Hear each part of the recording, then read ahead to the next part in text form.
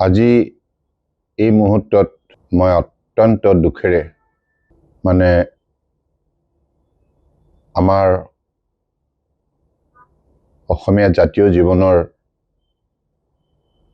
মৰমৰ শিল্পীগৰাকী নাই,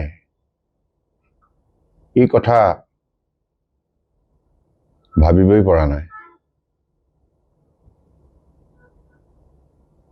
কাৰণ যিগৰাকী জুবিন গাৰ্গ অসমৰ প্ৰতিগৰাকী মানুহৰ হৃদয়ত অৱস্থান কৰিছে, সকলো বয়সৰ লোকৰ মনত এটা স্থায়ী প্ৰভাৱ বিস্তাৰ কৰিছে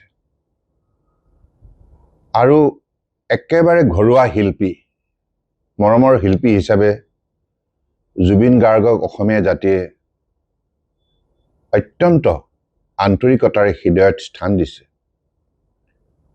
আৰু সেইগৰাকী শিল্পী হঠাৎ নাইকিয়া হ'ল, এই কথাটো মই ভাবিবই পৰা নাই। আজি এই মুহূৰ্তত মই খবৰ পাই মোৰ মনত পৰিছে যে জুবিন গাৰ্গৰ লগত দীৰ্ঘদিনীয়া যিটো মোৰ সম্বন্ধ, সদায় মোক দাদা দাদা বুলি কৰি সম্বোধন কৰি খুব ঘৰুৱাভাৱে কথা পাতিছিল আৰু অত্যন্ত আন্তৰিকতাৰে কথা পাতিছিল, খুব স্পষ্টবাদী আছিল, নিৰ্ভীক আছিল, মনৰ কথাটো খোলাখুলিকৈ কৈ দিছিল আৰু সেইটোৱে আছিল জুবিন গাৰ্গৰ ব্যক্তিত্বৰ আটাইতকৈ শক্তিশালী দিশ।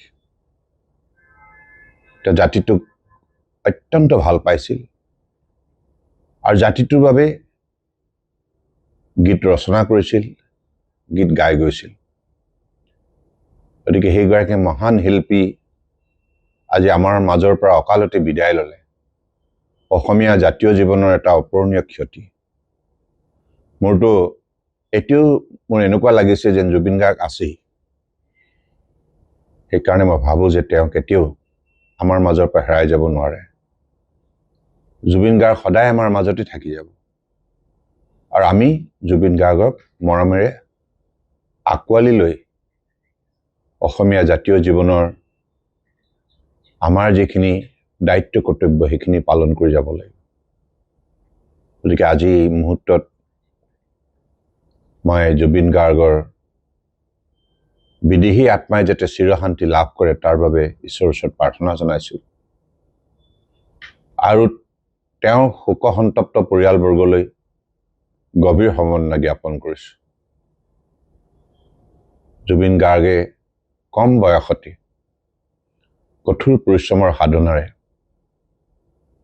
কেৱল অসমতেই নহয়, ভাৰতবৰ্ষতে নহয়, বিশ্বৰ সংগীত জগতত এটা সুকীয়া অধ্যায় সৃষ্টি কৰিবলৈ সক্ষম হৈছিল। জুবিন গাৰ্গৰ কণ্ঠস্বৰে মানুহক অত্যন্ত আপ্লুত কৰি তুলিছিল। বিভিন্ন গীতেৰে সমাজখনক শক্তিশালী কৰাৰ যাত্ৰাত আত্মনিয়োগ কৰিছিল। গতিকে সেইগৰাকী জুবিন গাৰ্গ কেতিয়াও আমাৰ মাজৰ পৰা হেৰাই যাব নোৱাৰে। মই পুনৰবাৰ জুবিন গাৰ্গৰ প্ৰতি মোৰ গভীৰ মৰম স্নেহ যাচিছোঁ। তেওঁ য'তেই থাকিব তাতেই শান্তিৰে থাকিব। ঈশ্বৰে মৰমেৰে জুবিন গাৰ্গক কোলাত স্থান দিব।